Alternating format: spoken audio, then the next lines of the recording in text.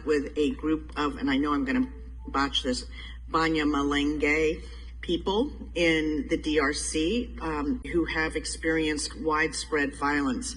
The homes of the families of the individuals who my office met with have been burned to the ground.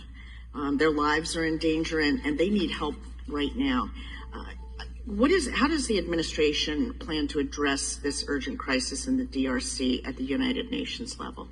Thank you. I'm concerned about that as well. I get a lot of emails from that Congolese community describing the horrific violence against the Banyamulenge in DRC. And we're pushing the UN, to engage. They have a peacekeeping force there. The peacekeeping forces need to be addressing these protection issues of this community, and we need to engage with the current government.